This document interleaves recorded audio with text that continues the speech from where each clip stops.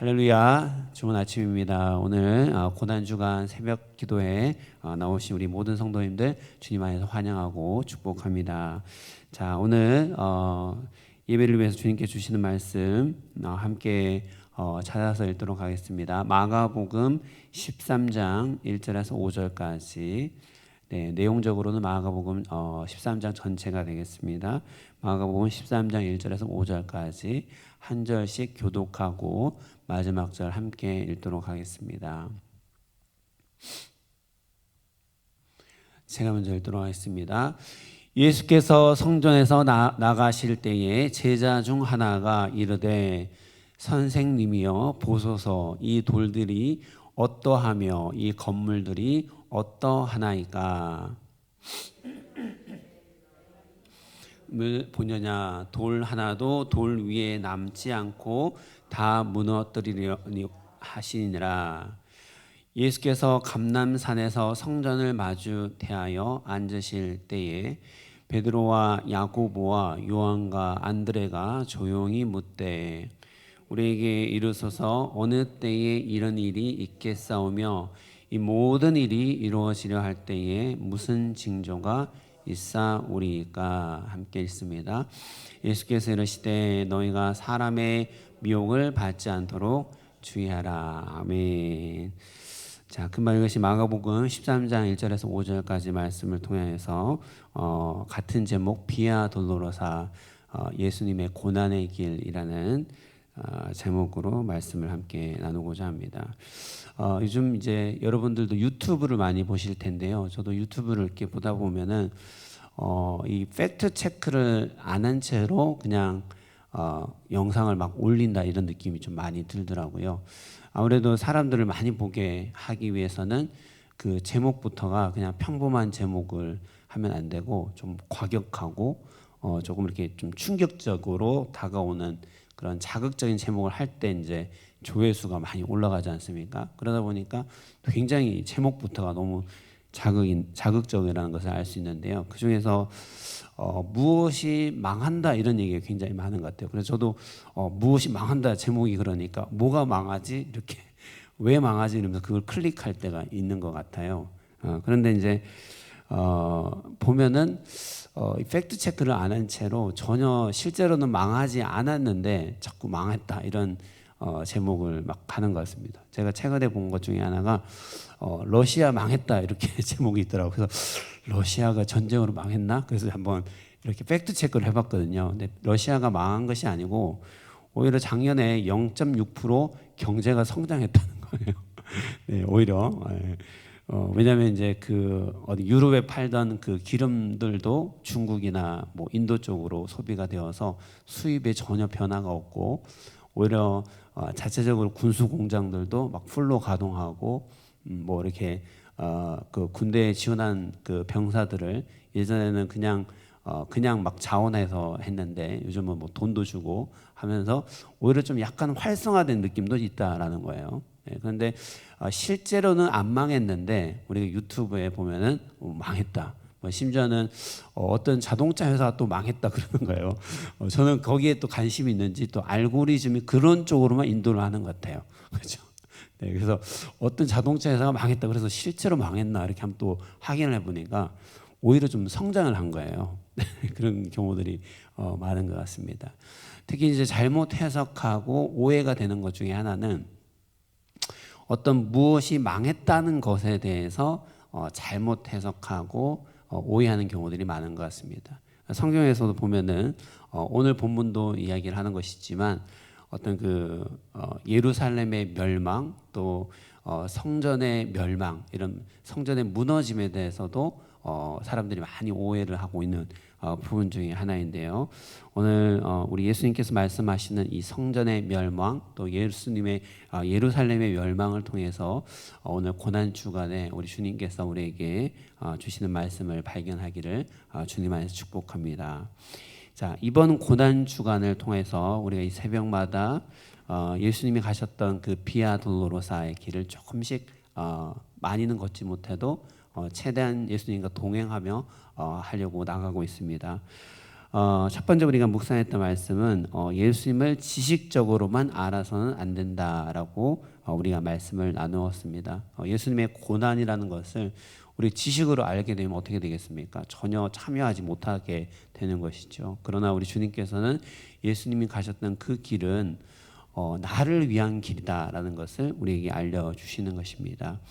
자, 두 번째 나누었던 말씀, 어제 나누었던 말씀은 예수님을 만난 사람들은 사람을 의식하는 식으로 살아서는 큰일 난다라고 알려주십니다. 우리가 하나님 눈치를 봐야 될 줄 믿습니다. 하나님께서 나를 어떻게 보실까? 내가 정말 주님 안에서 온전케 주님의 성도로 살아가고 있을까? 그러니까 하나님의 눈치를 봐야 되는 것이죠. 자, 오늘 세 번째 말씀은 예수님께서 나를 위해서 받았던 고난은 우리 영혼을 위한 일인데 우리 영혼을 위해서 우리가 영적으로 깨어 있어야 된다라는 말씀을 주고 있는 것입니다. 이 영적으로 깨어 있어야 된다는 그 말씀을 주기 위해서 예수님께서는 예루살렘의 멸망과 또 성전의 멸망, 성전의 무너짐에 대해서 아울러 말씀하고 있습니다. 자, 오늘 마가복음 13장 본문은 마태복음 24장, 마태복음 24장에서는 그 예루살렘의 멸망이 조금 더 길게 이렇게 나와 있던 것 같고요. 또 누가복음 21장, 여기는 조금 더 분량이 작은 것 같습니다. 자, 이런 내용들과 함께 나란히 가고 있는 본문입니다. 내용이 비슷하다는 얘기가 되겠죠. 같은 내용이지만 이 마가복음에서는 특히 마가의 시각으로 예루살렘의 멸망과 또 성전의 무너짐에 대해서 이렇게 우리에게 메시지를 주고 있습니다. 특별히 우리가 이런 본문을 읽을 때 우리가 뭐 유튜브에 아까 막 거짓된 이야기들이 많다고 했지 않습니까? 그래서 우리가 그 자극적인 제목만 보고 그렇구나 이렇게 믿어버리면 사실과 아닌 경우들이 너무나 많게 되는 것이거든요. 마찬가지로 우리가 이렇게 뭔가 무너졌다, 망했다 이런 기사들을 읽을 때는 특히 우리가 문맥을 이해하고 읽을 필요가 있습니다. 그래야지 예수님께서 우리에게 주시는 메시지를 정확하게 그 의미를 깨닫고 나가는 것 같습니다. 마태복음 24장과 같이 마가복음 13장 역시 핵심 키워드가 있는데요. 이게 뭔가 하면 성전이라는 것입니다. 성전이 핵심 키워드입니다.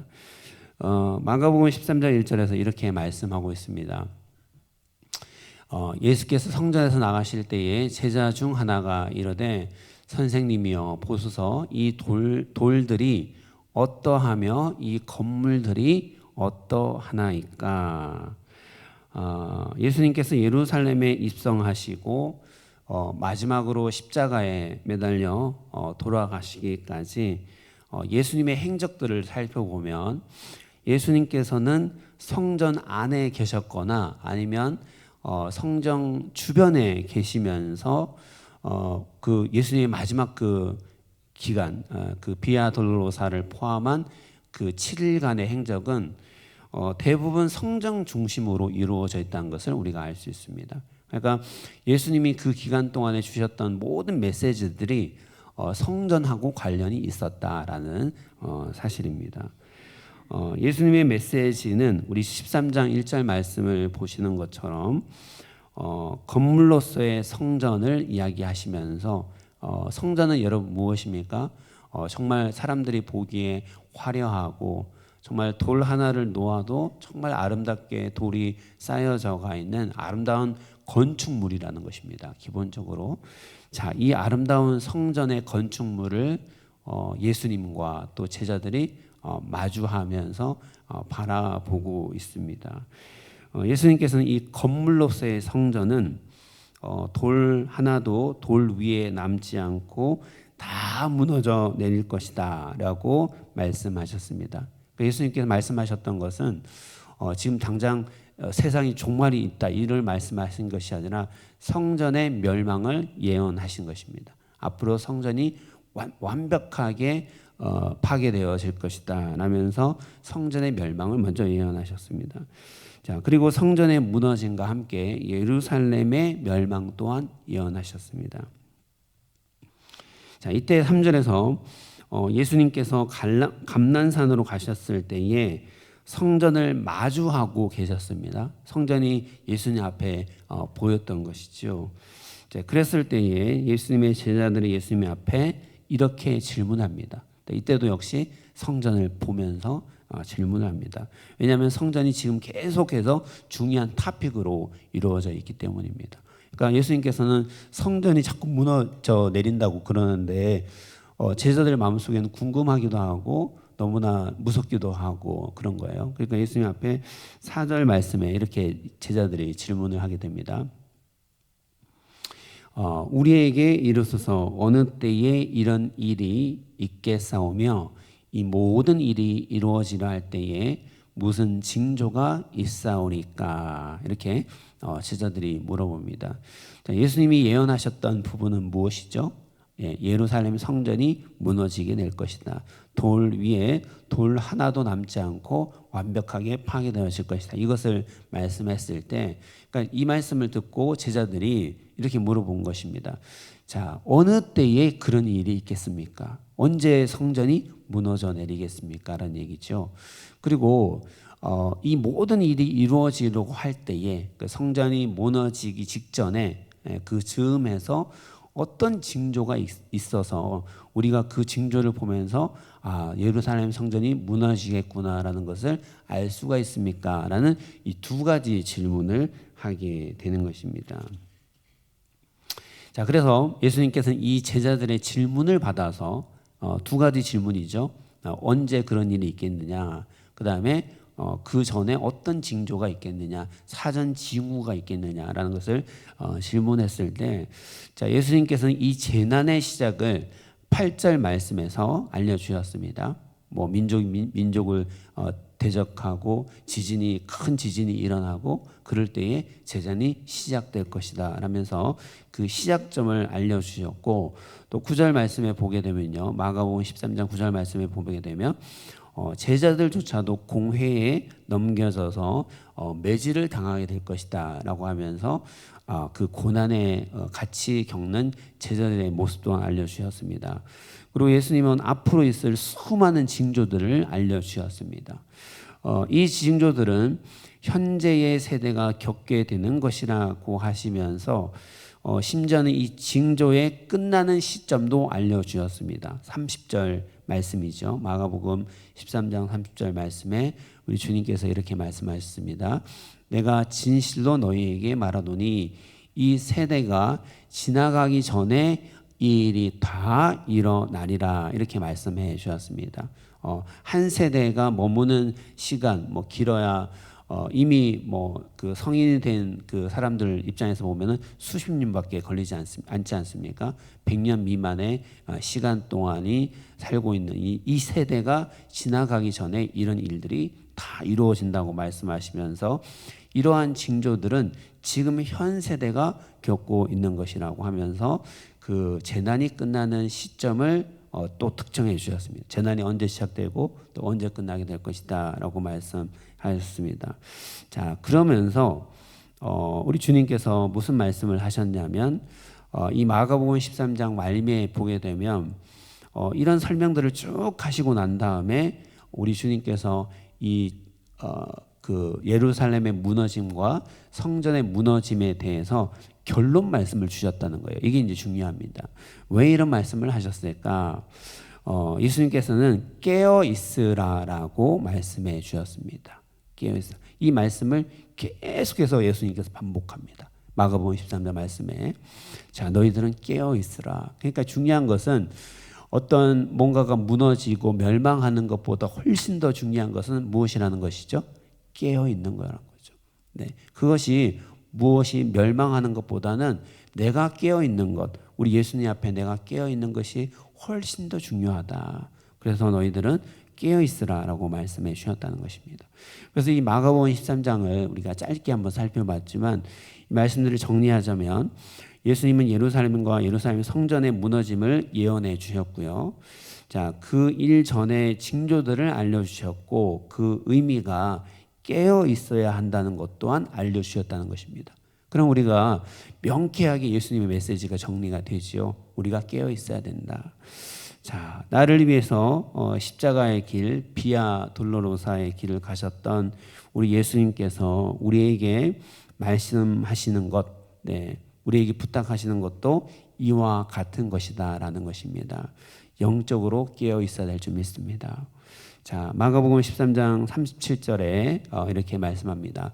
깨어 있으라. 내가 너희에게 하는 이 말은 모든 사람에게 하는 말이니라 하시니라. 아멘.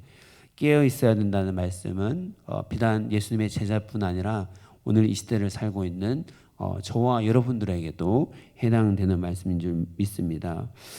심지어는 예수님께서는 35절 말씀을 보면 이 예루살렘 성전이 무너지는 그조차도 아무도 모르게 하셨다라고 말씀하고 있습니다. 예. 물론 그런 징조가 있을 것이고 어떤 특정 시점에 예루살렘 성전이 무너지겠지만 그러나 그 시점은 아무도 모르게 하셨다고 말씀하시면서 마치 도둑이 오는 것처럼 그렇게 그런 것과 같다고 말씀했습니다. 우리가 도둑이 언제 오는지 우리가 알 수 있습니까? 네, 전혀 모르죠. 네, 도둑이 오늘 올지 뭐 다음 주에 올지 아예 안 올지 우리가 알 수 없지 않습니까? 그래서 도둑이 온다는 것을 우리가 알 때에 우리가 해야 되는 것은 무엇이죠? 네, 깨어 있는 것밖에는 없는 것이죠. 언제 도둑이 올지 모르니까 우리가 깨어 있을 수밖에 없다. 그래서 영적으로 깨어 있다는 것은 마치 이런 것이라는 것을 알려주는 것입니다.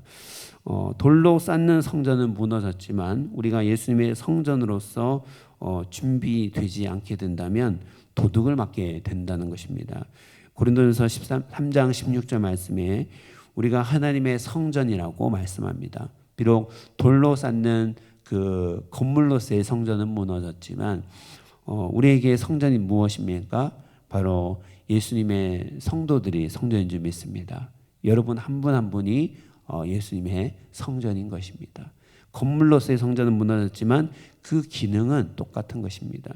우리가 주님께서 말씀하셨던 성전, 하나님께 기도하는 집입니다. 우리가 오늘도 주님 앞에 기도하면서 애통하는 마음으로 주님 앞에 간구하며 나갈 때 우리 주님의 성전은 든든하게 지어져 가는 줄 믿습니다.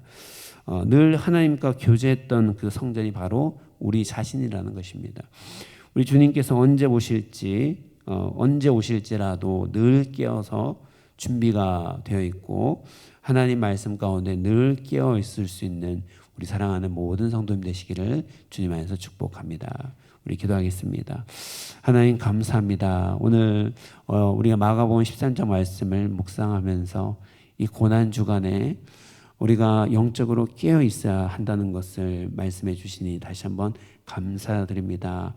아버지, 이 마지막 시대 가운데 이 시대의 편함과 또 수많은 물질주의와 또 안락함 가운데서 우리 영적으로 자고 있는 경우들이 너무나 많다는 것을 우리가 알 수 있습니다. 하나님, 우리가 이 마지막 시대일수록 정말 우리 집에 도둑이 오는 것처럼 우리 주님께서 언제 오실지 우리가 알 수 없을 터인데 우리가 정말 늘 영적으로 깨어서 애통하고 간구하는 심령으로 주님께 아뢰게 하시고 또 우리 자신들을 돌아보아서 혹시라도 우리 주님 말씀에 반하여 살아가고 있는 것이 없는지 우리 자신들을 돌아보고 늘 회개하는 마음으로 회개의 영을 충만케 하여 주실 줄 믿습니다. 우리 성도들 이 아침에 부르짖고 나가는 모든 기도 제목들마다 하나님께서 일일이 응답하시고 그들의 제목이 주님 앞에 상달되어져서 하나님의 하늘문이 활짝 열려져서 하늘의 신령한 것과 땅에 기름진 것으로 하나님 아울러 축복하시고 또한 30배, 60배, 100배의 결실을 이 기도를 통하여 맺게 하셔서 우리가 비록 이 땅을 사는 동안에도 늘 하나님의 축복 가운데 거할 수 있도록 우리의 성도들의 삶을 만져주시고 그들의 건강을 붙들어 주시고 그들의 자녀를 붙들어 주시고 그들의 정말 손자 손녀들을 붙들어 주셔서 우리의 모든 가정을 통하여서 하나님께 또한 영광 올려드릴 수 있도록 주님 축복하여 주실 줄 믿습니다. 감사합니다. 예수님의 이름으로 기도 올려드립니다. 아멘.